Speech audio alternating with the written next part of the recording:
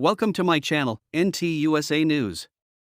In the final days before New Hampshire's first-in-the-nation primary, Nikki Haley is sharpening her attacks on Donald Trump as the former South Carolina governor courts the state's famously discerning independent voters.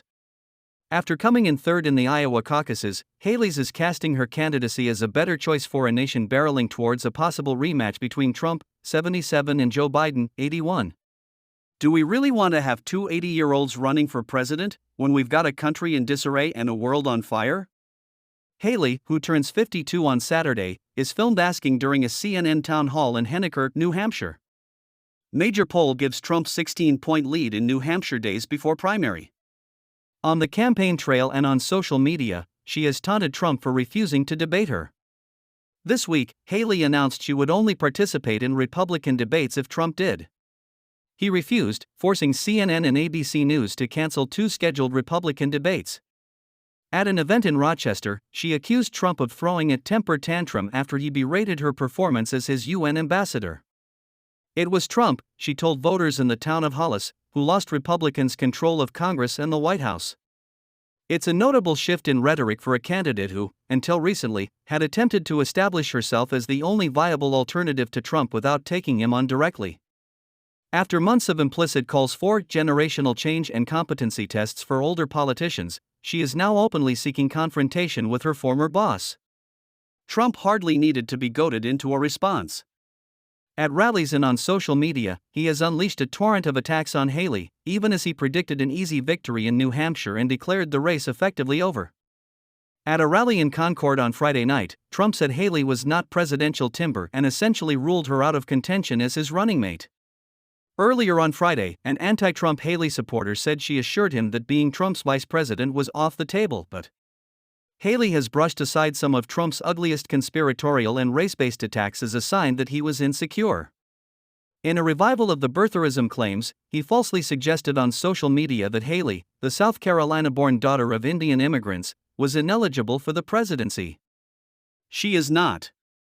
And though she has always gone by her middle name, Nikki, Trump referred to her in a series of social media posts by her given name, Nimrata, misspelling it as Nimrata and Nimbra. I know President Trump well. That's what he does when he feels threatened, she said. I don't take these things personally. But even as Haley ramps up her criticism of Trump, she is treading carefully. People either want me to hate Trump or love Trump, Haley told voters on Thursday, explaining that she would refrain from personal attacks. The approach has frustrated never-Trump voters in the state who are searching for a Republican who will challenge him on matters of principle, not just policy.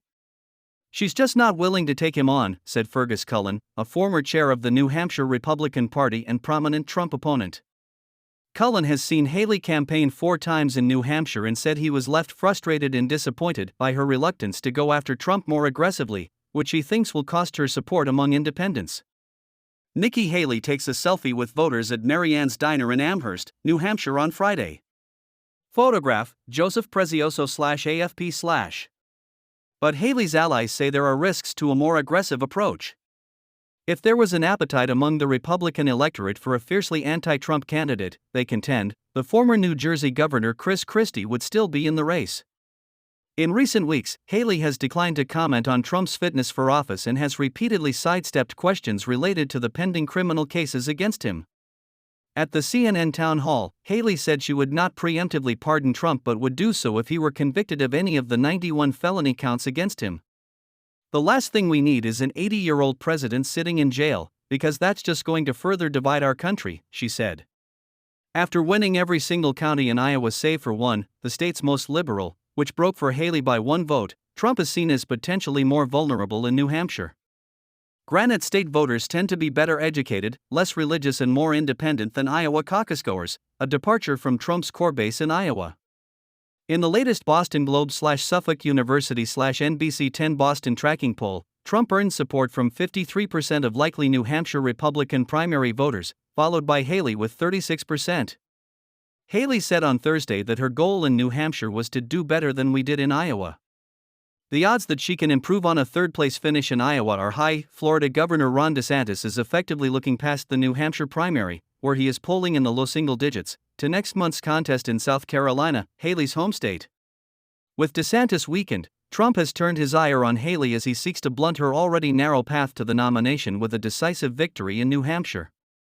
In speeches and ads, he is assailing her record as governor and as his ambassador, while accusing her of relying on Democrats and liberals to win the state. The broadsides have forced Haley to defend her conservative record as a Tea Party governor and as his hawkish UN ambassador.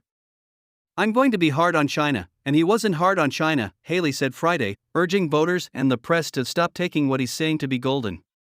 Haley hopes a strong showing in New Hampshire will vault her into South Carolina. In a sign that Trump is consolidating support, South Carolina Senator Tim Scott, who Haley appointed to the seat in 2012, endorsed the former president on Friday. Scott suspended his presidential bid last year after failing to break through in the polls. "Interesting that Trump's lining up with all the Washington insiders when he claimed he wanted to drain the swamp," Haley said in a statement. "But the fellas are gonna do what the fellas are gonna do." Chris Sununu, the popular Republican governor of New Hampshire who has been shepherding Haley around the state during the week-long sprint between the caucuses and the primary, said she had already exceeded expectations by forcing Trump into a two-person race. "Voter turnout was very, very low in Iowa," he said at a campaign event in Bretton Woods, New Hampshire on Tuesday night. "But here in New Hampshire we understand what this is all about, and we understand the rest of the country is watching and praying that we get this one right." Donald Trump begins 2024 as the clear front-runner for the Republican presidential nomination despite facing scores of criminal charges, a dynamic that would doom most other candidates and has confounded his political opponents. Those criminal charges include indictments for his efforts to overturn the 2020 election culminating in the January 6, 2021 attack on the U.S. Capitol by his supporters. To try to understand his enduring appeal, Reuters spoke to 5 Trump supporters in 5 general election battleground states: Nevada, Georgia, Arizona, Pennsylvania, and Michigan. Trump currently leads Democratic President Joe Biden in several swing state general election polls, suggesting he will be highly competitive in a likely rematch next November. Although all 5 Republicans voted for Trump in 2016 and 2020, 3 began 2023 open to other Republican candidates, including 2 who said they initially planned to vote for Florida Governor Ron DeSantis. As voting in the Republican nomination contest kicks off in the Iowa caucuses on January 15, for now see Trump as their party's best hope to defeat Biden in November. They cite Trump's isolationist foreign policy, criminal charges, and hard line on immigration as key reasons for their return. None are full-blown election deniers backing Trump's false claims that he, and not Biden, won the 2020 election. But they say the U.S. election system needs greater oversight.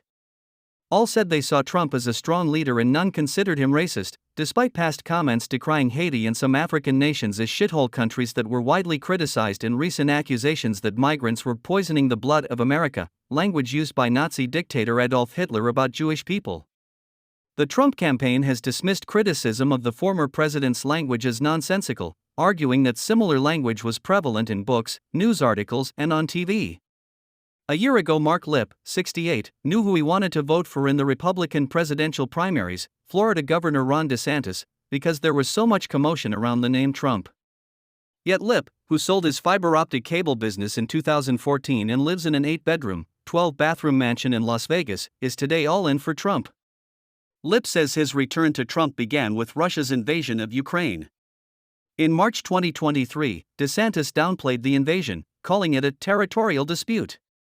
"That really made me wonder about DeSantis's knowledge of international politics and how it affects the United States.